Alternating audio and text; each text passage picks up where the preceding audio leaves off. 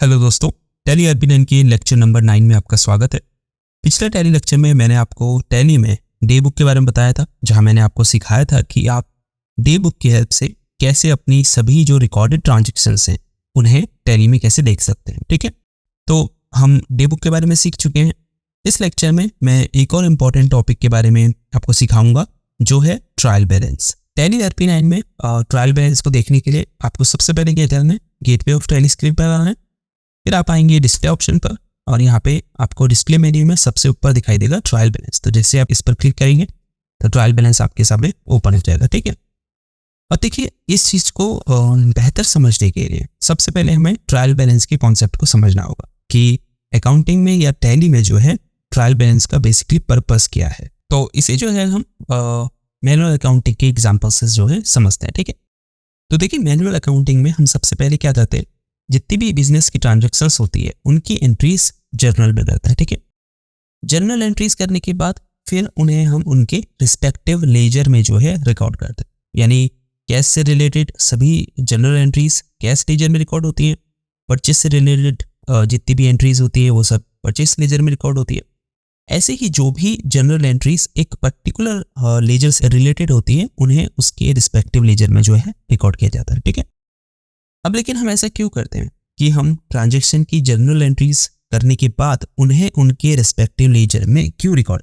ठीक है, तो देखिए इसका सिंपल सा बेनिफिट ये होता है कि जो भी एंट्रीज एक पर्टिकुलर लेजर अकाउंट से रिलेटेड होती है वो जो है एक साथ आ जाती है या एक साथ ऑर्गेनाइज हो जाती है। ठीक है, यानी कैश से रिलेटेड थी जो एंट्रीज वो सब कैश लेजर में आ गई। ठीक है, सेल्स से रिलेटेड सेल्स में आ गई, परचेस से रिलेटेड परचेस में आ गई, एक्सपेंस से रिलेटेड एक्सपेंस में आ गई।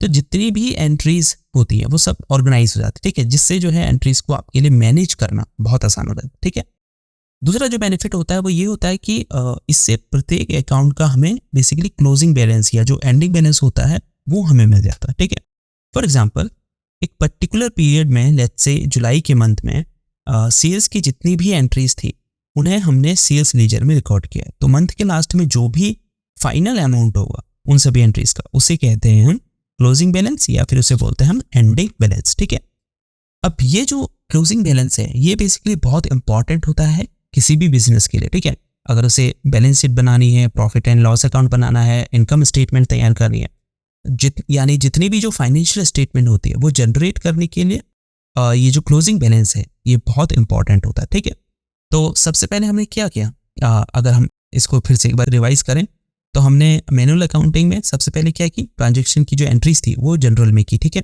उसके बाद फिर उन्हें हमने उनके रिस्पेक्टिव लेजर में जो है रिकॉर्ड किया। ठीक है, जब हमें एंडिंग बैलेंस मिल गया तो फिर हम क्या करते हैं, फिर हम बनाते हैं ट्रायल बैलेंस। ठीक है, यानी इसके बाद प्रिपेयर किया जाता है ट्रायल बैलेंस। अब ट्रायल बैलेंस में क्या होता है कि जितने भी लेजर अकाउंट्स होते हैं उन्हें आप एक जगह लिखते हैं। ठीक है, साथ ही उनका एंडिंग बैलेंस भी लिखते हैं।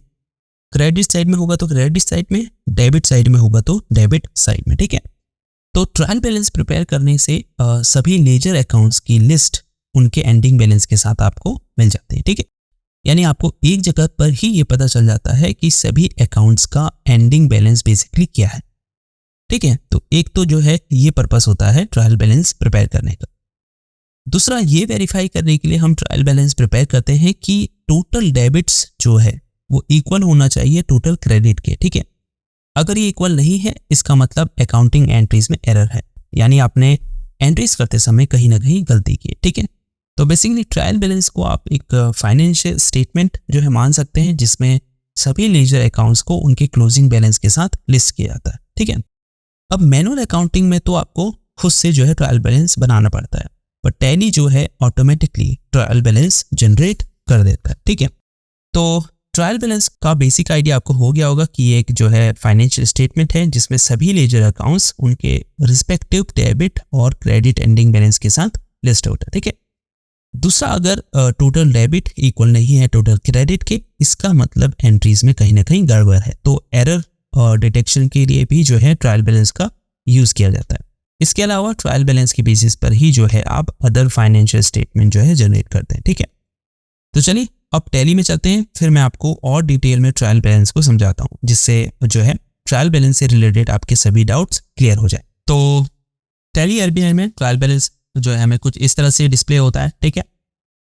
तो बाय डिफ़ॉल्ट जैसे आप ट्रायल बैलेंस को ओपन करते हैं तो ये बाय डिफ़ॉल्ट आपको ग्रुप वाइज जो है डिस्प्ले होता है, ठीक है। ये जो पर्टिकुलर्स हैं ये बेसिकली आपके अकाउंटिंग ग्रुप्स हैं, जैसे करंट लायबिलिटीज़ हैं, फिक्स एसेट्स हैं, करंट एसेट्स हैं, ठीक है।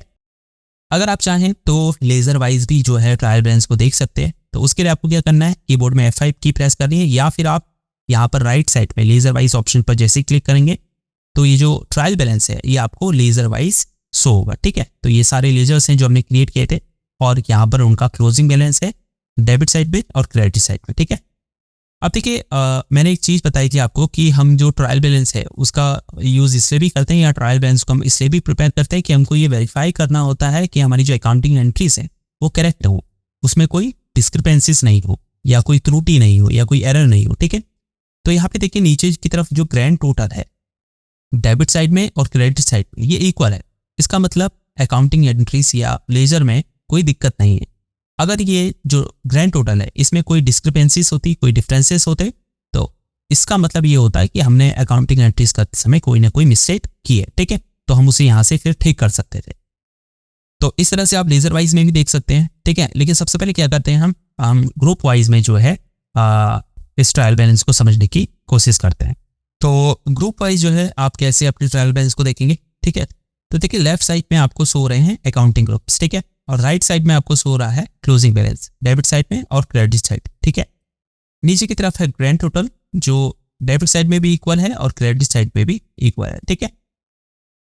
अब देखिए यहाँ पर आपको कैसे आप इस ट्रायल बैलेंस को देखेंगे। देखिए सबसे ऊपर है करंट लायबिलिटीज, यानी जो आपकी करंट देनदारी है, वर्तमान में जो आपकी देनदारी है, यानी जो आपको बकाया देना है अपने सप्लायर को, या फिर अगर आपने कोई लोन लिया है तो वो कितना है, वो आपको यहाँ से पता चल जाता है कि वो है 4,95,000 का, ठीक है। ऐसे ही आपके फिक्स एसेट्स जो है उनकी वैल्यू कितने की है, 10,000 की है। करंट एसेट्स आपके पास कितने के हैं, क्या वैल्यू के हैं, 9,15,000 के डेबिट में है और 2,50,000 के क्रेडिट में, ठीक है। ऐसे ही आप अपने सेल्स अकाउंट्स देख सकते हैं कि आपने इस पर्टिकुलर टाइम पीरियड में जो ऊपर हमने सेलेक्ट किया है उसमें जो टोटल सेल कितने की है, 9 लाख की है, ठीक है। परचेस अकाउंट्स की क्या आपकी कंडीशन है, वो है 7 लाख, यानी इस टाइम पीरियड पे हमने 7 लाख की टोटल परचेसेस की है।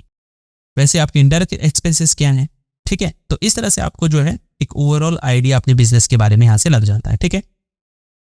हालांकि अभी जैसे हम ये पर्टिकुलर टाइम पीरियड में देखते हैं, अगर हम चाहें तो इस टाइम पीरियड को चेंज भी कर सकते हैं। जैसे अभी तो ये पूरा फाइनेंशियल ईयर सेलेक्ट है, अगर मुझे सिर्फ एक मंथ का देखना है मान लीजिए, तो मैं करूँगा कीबोर्ड में F2 की प्रेस करूँगा, या फिर आप यहाँ पर पीरियड ऑप्शन पर जैसे क्लिक करेंगे तो चेंज पीरियड का ऑप्शन आपके पास आ जाएगा।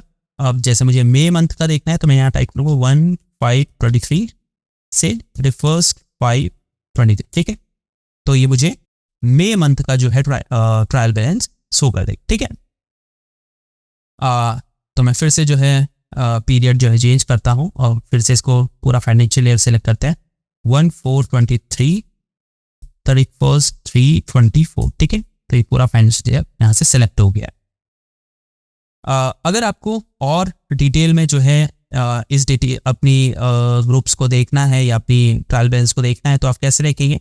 मान लीजिए मुझे करंट लायबिलिटीज़ को चेक करना है कि मेरे पास करंट लायबिलिटीज़ 4,95,000 कैसे है, तो मैं क्या करूँगा, एंटर की दबाऊंगा तो मेरे सामने शो कर रहा है कि सन्ड्री क्रेडिटर्स के प्रति आपकी लायबिलिटी है। तो जैसे मैं एंटर दबाऊंगा तो वो सारे सन्ड्री क्रेडिटर्स मुझे शो हो जाएंगे, जैसे फ्यूचर टेक हब है, होम कैपिटल्स है, अर्बन फर्नीचर है, ठीक है। अब जैसे मान लीजिए मुझे फ्यूचर टेक हब का और डिटेल में देखना है कि 3 लाख रुपए का मैंने क्या क्या परचेज किया था या क्या उसका एंट्री है, ठीक है। तो मैं जैसे एंटर दबाऊंगा तो पहले तो मुझे पूरी मंथली समरी देगा, ठीक है।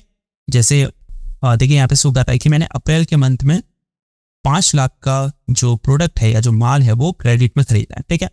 उसके बाद हमने इसको जून के मंथ में 2 लाख रुपए पे किए हैं, ठीक है। इसलिए यहाँ पे आप जो क्लोजिंग बैलेंस है वो है 3 लाख, ठीक है। तो अगर मान लीजिए मुझे ये 5 लाख वाली जो एंट्री है इसकी डिटेल देखनी है तो मैं एंटर दबाऊंगा और वापस से एंटर दबाऊंगा तो ये मुझे अकाउंटिंग वाउचर शो कर देगा, ठीक है। देखिए यहाँ पे लिखा हुआ है purchase electronic goods of 5 lakh from future tech hub on credit, ठीक है। तो इस तरह से आपको डिटेल में जो है अपनी ट्रांजेक्शन्स की इंफॉर्मेशन मिल जाती है, ठीक है। तो अब हम एस्केप की दबाकर पीछे जाएंगे। तो ऐसे ही आप अपने फिक्स एसेट्स को भी जो है चेक कर सकते हैं। जैसे आपको चेक करना है कि फिक्स एसेट्स मेरे कौन से हैं 10,000 के, तो जैसे आप एंटर दबाएंगे तो आपको दिखा रहा है फर्नीचर का, ठीक है। तो फर्नीचर जो होता है वो आपका फिक्स एसेट होता है, ठीक है। ऐसे ही आप करंट एसेट्स देख सकते हैं, सेल्स अकाउंट्स देख सकते हैं, ठीक है। जैसे मान लीजिए मुझे सेल्स देखनी है, तो जैसे मैं एंटर दबाऊंगा तो मुझे ये सबसे पहले तो पूरे मंथली समरी देगा, ठीक है। जैसे हमने यहाँ पे देखिए अप्रैल के मंथ में जो है 9 लाख की सेल की है, ठीक है। जैसे मैं एंटर दबाता हूँ तो मुझे यहाँ पे वो सारे वाउचर्स शो करेगा, जो कैश का है, फिर नैनो इलेक्ट्रॉनिक्स का है, ठीक है। अगर मैं और एंटर दबाता हूँ तो ये पूरा मुझे वाउचर शो कर लेगा, जैसे sold 2 laptop units to Abhishek Singh for a total of INR 1 lakh, ठीक है। तो इस तरह से आप डिटेल में जो है अपने ग्रुप वाइज जो है ट्रायल बैलेंस को देख सकते हैं, ठीक है। इसके अलावा अगर आपको लेजर वाइज देखना है, ठीक है, तो आप क्या करेंगे, कीबोर्ड में F5 की प्रेस करेंगे या लेजर वाइज यहाँ पर ऑप्शन को सेलेक्ट करेंगे, तो लेजर वाइज आपको ये डिस्प्ले हो जाएगा, ठीक है। जिससे आपको शो हो रहा है कि कैश की जो टोटल ट्रांजेक्शन है उसका जो क्लोजिंग बैलेंस है वो कितना है, 6,45,000, ठीक है, इस टाइम पीरियड पे। फर्नीचर अकाउंट का 10,000 है, फ्यूचर टैक्स आपका 3 लाख रुपए है, ठीक। तो लेजर वाइज भी जो है आप अपनी ट्रायल बैलेंस को देख सकते हैं। इसको भी अगर लेजर वाइज भी आप डिटेल में चीज़ें देखना चाहते हैं तो क्या करेंगे, कैश का देखना है तो कैश को सेलेक्ट करके एंटर दबाएंगे, ठीक है। तो ये मंथली वाइज पहले शो करेगा। फिर मान लीजिए मुझे ये वाला देखना है मई मंथ का, तो जैसे मैं एंटर दबाऊंगा तो मुझे यहाँ पे वो सारी वाउचर एंट्रीज दिखा देगा, ठीक है। तो जिस भी वाउचर एंट्री को मुझे डिटेल में देखना है उसको क्लिक करूंगा एंटर दबाऊंगा तो वो वाउचर एंट्री मुझे यहाँ शो होगी, ठीक है। हम एंटर दबाकर से स्किप करेंगे। तो इस तरह से बेसिकली आप अपना ट्रायल बैलेंस जो है आराम से देख सकते हैं। इसके अलावा अगर आपको ट्रायल बैलेंस में कुछ कॉन्फ़िगरेशन करनी है तो भी आप कर सकते हैं। मान लीजिए आपको ओपनिंग बैलेंस भी अगर शो करना है तो कैसे आप करेंगे, तो कीबोर्ड में F12 की प्रेस कीजिए या फिर आप नीचे कॉन्फ़िगर ऑप्शन पर क्लिक करेंगे, ठीक है। तो यहाँ से आपको शो ओपनिंग बैलेंसेस को यस करना है, ठीक है। उसके अलावा अगर आप ट्रांजेक्शंस को शो करना चाहते हैं तो उसे भी यहाँ पे यस कर दीजिए, ठीक है। क्लोजिंग बैलेंस यस है। सो परसेंटेज अगर परसेंटेज वाइज शो करना चाहते हैं तो यस कर दीजिए, ठीक है। अब बाकी हम इसको Ctrl+A दबाकर सेव करें, ठीक है। तो इस तरह से जो है हमें ओपनिंग बैलेंस भी शो हो जाएगा और साथ ही परसेंटेज वाइज भी जो है हमारा ट्रायल बैलेंस हमें शो हो जाएगा, ठीक है। तो इस तरह से जो है टैली RP9 में आप जो है ट्रायल बैलेंस को देख सकते हैं, ठीक है। तो ट्रायल बैलेंस बेसिकली क्या करता है कि आपके जितने भी लेजर अकाउंट्स होते हैं उनको उनके जो रिस्पेक्टिव डेबिट और क्रेडिट क्लोजिंग बैलेंस है उनके साथ में लिस्ट करता है, आपको शो करता है, ठीक है। या फिर अगर आप ग्रुप वाइज देख रहे हैं तो आपको एक ओवरऑल आइडिया लग जाता है कि आपकी लायबिलिटीज कितनी है, आपके पास करंट एसेट कितना है, ठीक है। ये सब चीज़ें आपको एक जगह पर जो है पता चल जाती है, ठीक है। दूसरा हम ट्रायल बैलेंस इसलिए भी देखते हैं क्योंकि अगर हमारे अकाउंटिंग एंट्रीज में कोई डिस्क्रिपेंसीज होंगी या कोई एरर होगा, कोई मिस्टेक्स होंगी तो उन्हें हम ट्रायल बैलेंस की हेल्प से आइडेंटिफाई कर सकते हैं। कैसे करते हैं कि अगर टोटल डेबिट इक्वल नहीं है टोटल क्रेडिट के तो इसका मतलब अकाउंटिंग एंट्रीज में कोई मिस्टेक्स है, ठीक है। इसके अलावा जो ट्रायल बैलेंस है उसका यूज़ ये भी है कि इसके बेसिस पर ही जो फाइनेंशियल स्टेटमेंट होती हैं जैसे प्रॉफिट एंड लॉस अकाउंट है, बैलेंस शीट है, ये सब प्रिपेयर किया जाता है, ठीक है। सो होपफुली इस वीडियो की हेल्प से आपको समझ में आ गया होगा कि आप टैली RP9 में ट्रायल बैलेंस कैसे देख सकते हैं, ठीक है। तो इस वीडियो को ही एंड करते हैं। जाते जाते वीडियो को लाइक और चैनल को सब्सक्राइब जरूर कीजिए। अगर आपके मन में इस लेक्चर को लेकर कोई क्वेश्चन है या कोई डाउट है तो नीचे कमेंट कीजिए। मैं कोशिश करूंगा कि आपको जल्द से जल्द उसका सॉल्यूशन दे सकूं, ठीक है। तो इस वीडियो को ही एंड करते हैं। अपना ख्याल रखिएगा। तब तक के लिए गुड बाय।